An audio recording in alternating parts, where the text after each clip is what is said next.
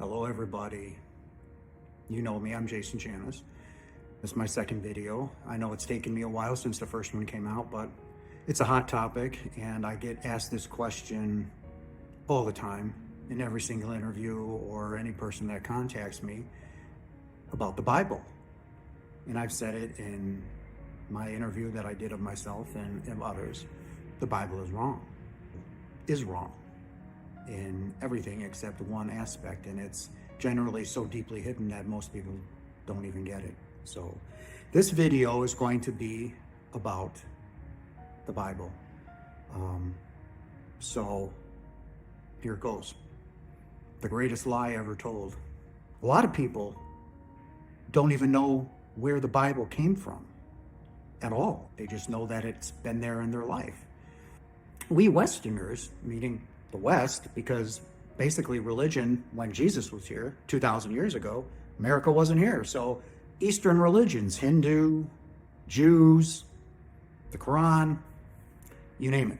Okay. So we Westerners, we got the Bible thanks in part to the Catholic Church. And the church took over the books of the Old Testament, which even by the time of Jesus, were not finally decided upon. They had not been decided upon. So the Catholic Church took over the books of the Old Testament, and roughly about the year 100 AD, give or take a few years, the Catholic Church finally decided which would be the canonical books of the Old Testament. And give or take a few years, either way, and that was under the Synod in Jamnia. It was there that the Catholic Church then finally decided upon which were the Hebrew scriptures. And I do believe that in the first copy of those texts, it was a Masoretic text, somewhere early in the 10th century, I do believe you can find a copy of that. So it was around the year 100 that the Catholic Church finally decided upon the Old Testament. So the books to be included in the New Testament, Matthew, Mark, Luke, and John, were not finally decided upon until the year 382 AD under the Synod of Rome under Pope Damasus. So ladies and gentlemen, it was the Catholic Church that gave you the Bible, that took over from the Jew, the book, the Old Testament, and now the New Testament. And the Catholic Church said, we are giving you these scriptures that were inspired by the Holy Spirit, and we, being the Catholic Church, are the only ones that are allowed to interpret the Bible. So, take it or leave it. It's the truth. The Catholic Church gave you the Bible under the presumed guidance of the Holy Spirit. Some examples. The Hindus believe that the Vedas are divinely inspired, right? They can say that they have just as much fervor as any Christian or Jew. Muslims believe that the Quran is divinely inspired by Muhammad. And even the Japanese, with their ancient writings of Shinto or scriptures or whatever they are, they believe that they are divinely inspired. I'm not going to sit here and judge anybody on that. I will not. So, ladies and gentlemen, and everybody that's listening to this, it was the Catholic Church that says, this is what we go by. So it really comes down to you, and it always has been, an example of your free will. You have free will to the extent that you know. So, are you going to believe the Catholic Church or not? That's your decision, and you're entitled to hold it. And that's up to you. There's no right or wrong or good or bad. It's whether you choose to believe it or not. During my NDE, I found out that it was a lie. Everything that I was taught to believe in was a lie from the very beginning. So you may actually believe that the Bible is actually God's very breath, that it was actually dictated to Moses, the prophets, Isaiah, and so on, and even to the disciples. That may be in your best belief, that God actually came down here, dictated it word for word to Moses. Moses gave it to the prophets and to the disciples. And that be your belief, and you're at liberty to hold it. I'm telling you flat out that it's wrong in every way possible. Wrong. I just don't agree with you because I know it's wrong. But that's where people get stuck, because they believe so strongly in this. However, I do believe Jesus' message when he was here, the truth. Like Jesus, I was divinely inspired. I had an NDE. So anytime I describe my NDE, I can only talk about it in what language that I know. And when I'm talking about language, I'm not talking about English, German, French, Latin or Hebrew or Sanskrit. I'm actually talking about the religion that I was brought up with. And that religion, for me, was Catholicism, a Christian. I got that from my grandparents. So let's talk about Jesus. Jesus was a human being, a man just like me, who early on in his life, and I would say probably before he was 10 years old, that he had or achieved oneness, Christ consciousness, as some people call it. And when you become one with everything, you have a message. And in that message, you can only describe it how you were brought up in the circumstances that were around you at the time. It does not matter what religion you are, or what race you are, or what sex you are, male and female. When you have an NDE and you have that oneness, you've reached what Jesus had, you'll know it instantly, because it fundamentally changes you, your very soul, or who you are.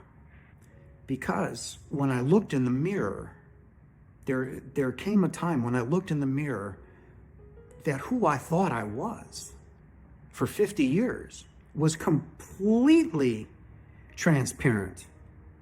It was almost a crisis of identity, or who and what I thought I was. What Jason Janis was completely and totally superficial.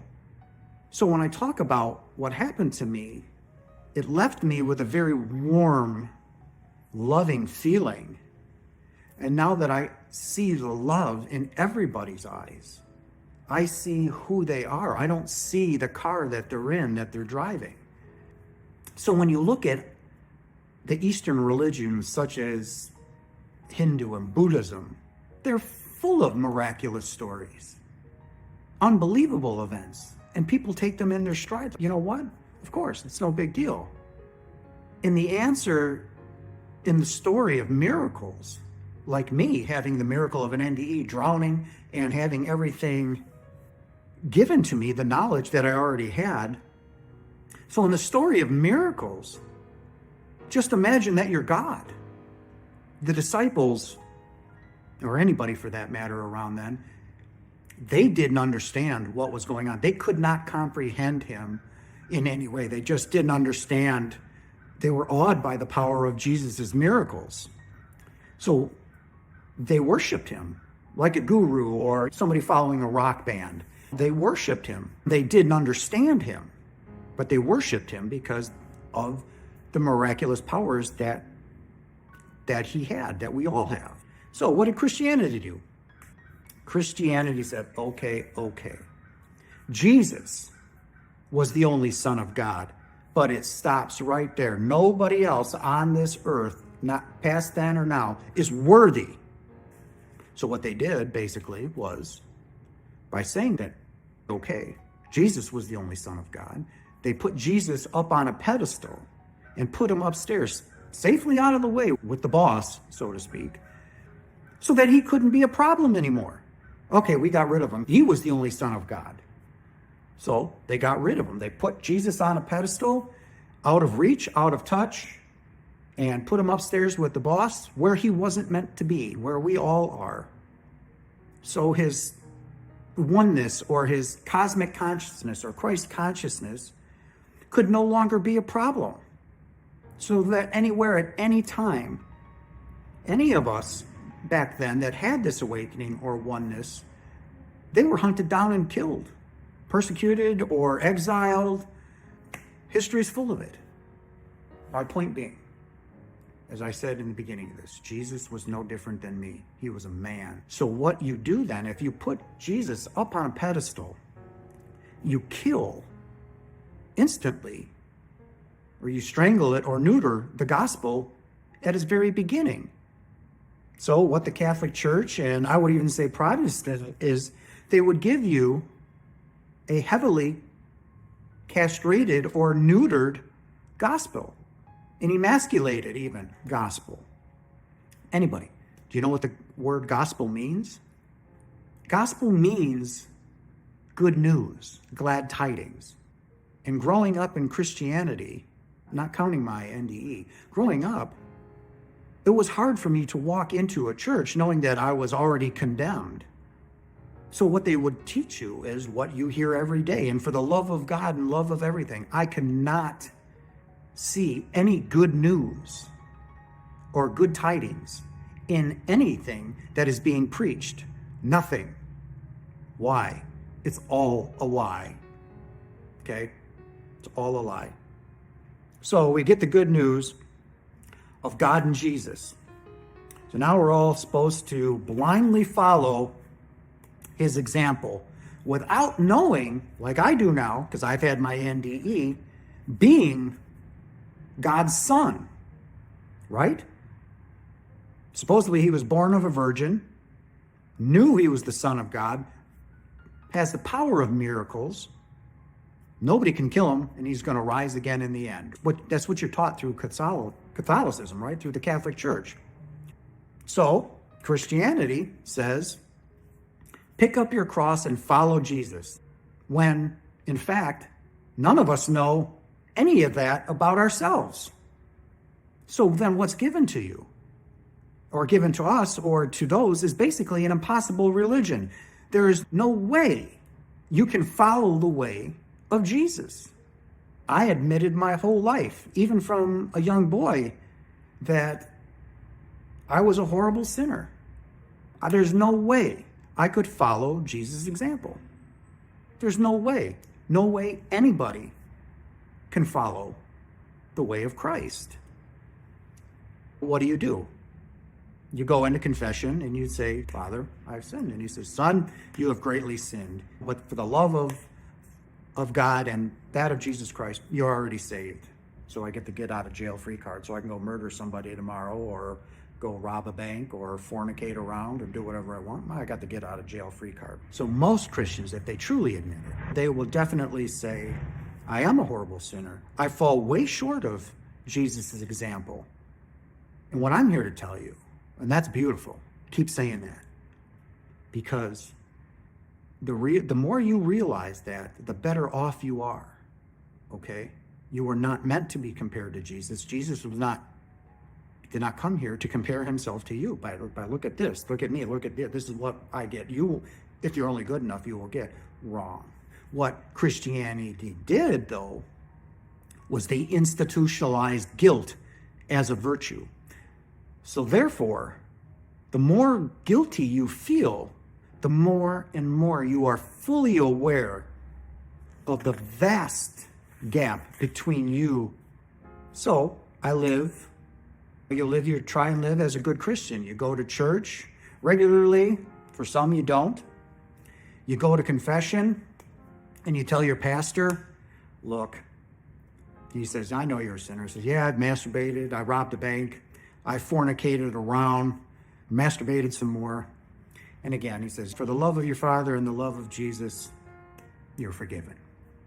So, on the back of your mind, even while you're in confession, that you're going to do it all over again. You're going to go party, you're going to smoke, you're going to go have sex, you're going to masturbate, you're going to go tell that person that got in your face the what for. And you know that no matter what, you can't help yourself. You cannot stop. That is the Christianity of most people. That is what is preached when you go to church at the pulpit. And it's been that way for thousands of years. So what if I told you that there was a different way to look at Jesus? And if you want to look into Catholicism, so to speak, to say that there is a way. So let's talk about the gospel again.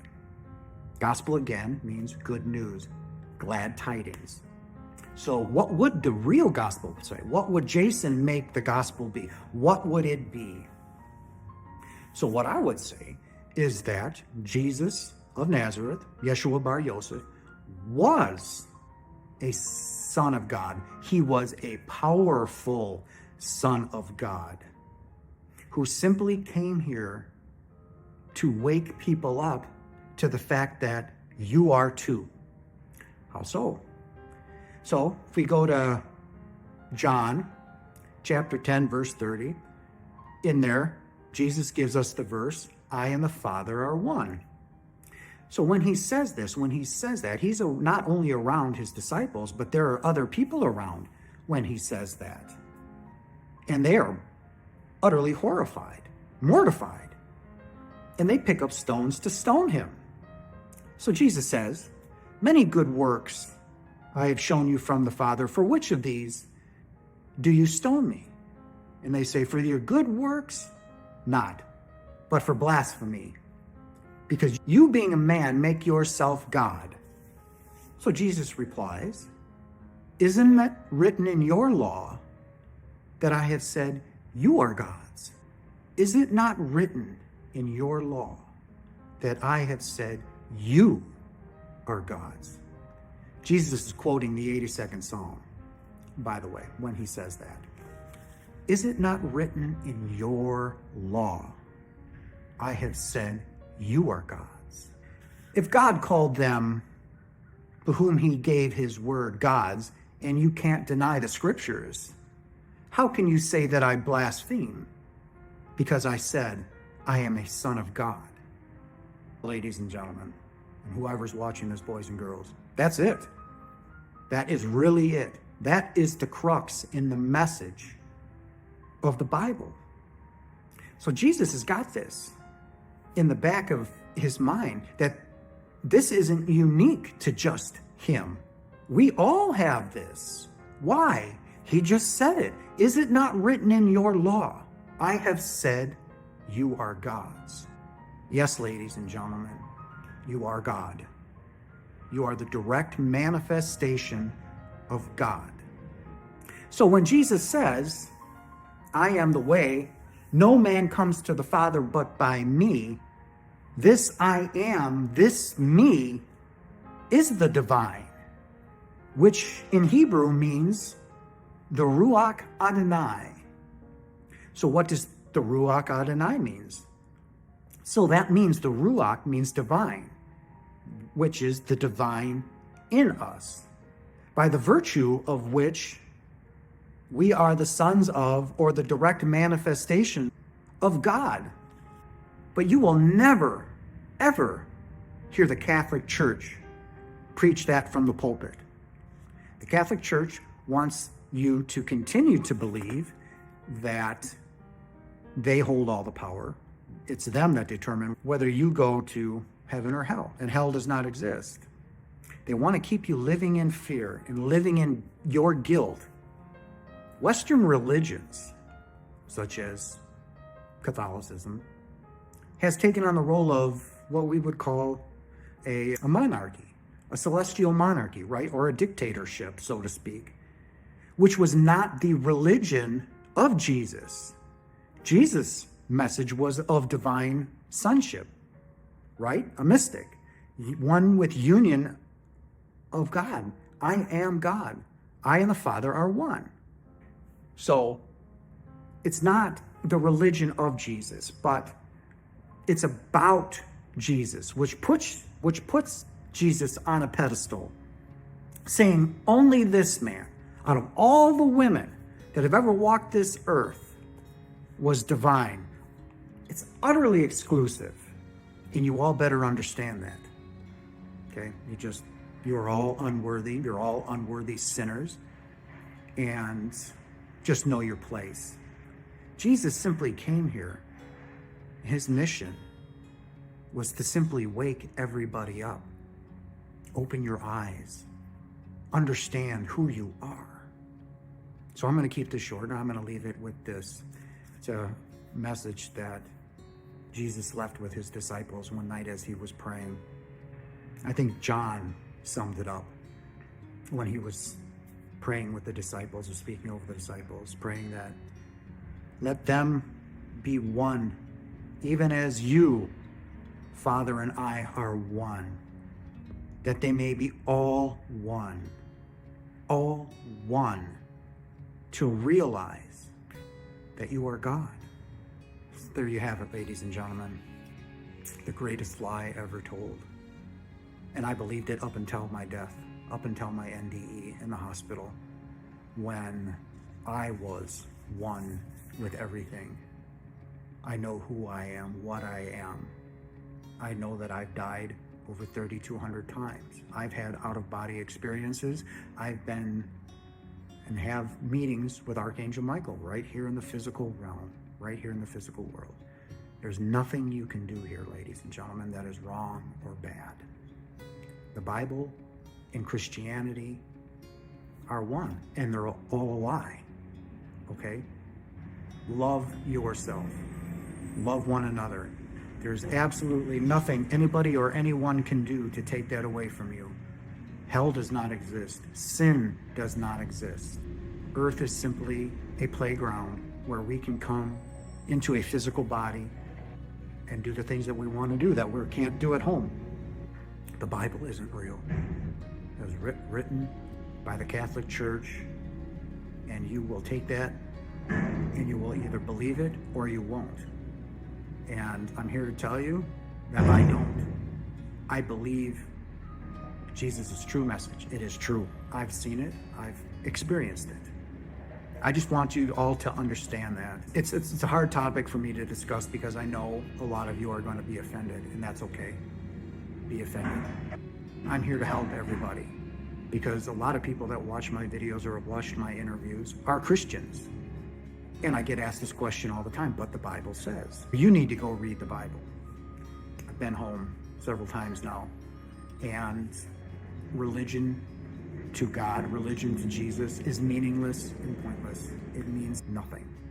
And yet, here we still stand 2,000 years later, believing in a book that was written by a certain sect, Christianity, and you take that and like it. And if you don't, I'm here to tell you that you don't have to take it.